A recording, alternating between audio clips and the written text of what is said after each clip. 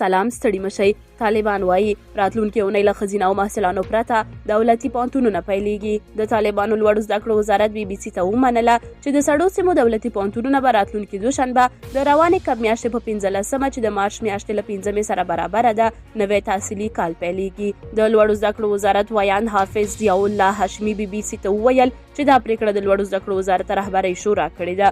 د طالبانو حکومت د لوړو زده کړو وزارت د لیندۍ میاشتې په 29مه نیټه د یو مکتوب په ترڅ کې ټولو دولتي او خصوصي پوهنتونونو او د لوړو زده کړو مؤسسو د نجونو تحصیل تر امر ثاني پورې ځنډولي وه چې پراخه غبرګونونه یې راوپارول. هغه مهال د طالبانو حکومت ویلي وه چې په دې برخه کې ځینې ستونزې شته چې سمون ته اړتیا لري.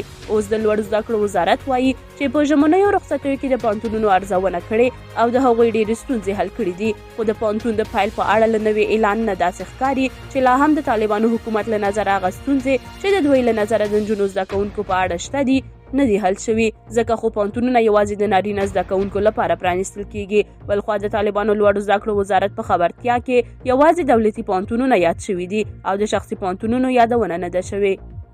د افغانستان د شخصي پوهنتونونو ټولنه تمه څرګندوي چې دا پریکړه په دوی عملي نشي. د دې ټولنې ویاند کریم ناصري BBC ته وویل شخصي پوهنتونونو ته د تحصیلي کال د پیل لپاره ځانګړی مکتوب ورغلی خو د نجونو یادونه نه ده پکې شوې. خو دغه ټولنه اندېښنه لري که په راتلونکي کال کې هم نجونې شخصي پوهنتونونو ته د زده کړو لپاره پرې نه ښودل شي ډېر پوهنتونونه او د لوړو زده کړو مؤسسې به وتړل شي. ښاغلی ناصري زیاتوي پرته له شکه چې دا یوه لویه اندېښنه ده. له دې وړاندې شاوخوا 40 پوهنتونونه او مؤسسې چې ډېری محصلانې یې نجونې دي د تړل کېدو له ګواښ سره مخ دي. د دې ټولنې د معلوماتو له مخې دا مهال په افغانستان کې شاوخوا 140 شخصي پوهنتونونه او لوړو زده کړو مؤسسې فعالیت کوي.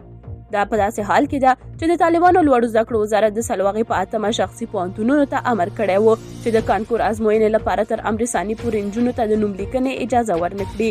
د نوي ښوونیز او تحصیلي کال لپاره ډېرې تمې وې چې طالبان به نجونې پرېږدي چې لوړې او ثانوي زده کړې وکړي. لا معلومه نه ده چې د راتلونکي ښوونیز کال لپاره به چې څو اونۍ وروسته به پیلېږي له 6م ټولګي پورته د نجونو زده کړو په اړه به د طالبانو حکومت پرېکړه څه شوي. دا وه زموږ چمتو شوي ویډیو. تر بیا ښه وخت ښې چارې.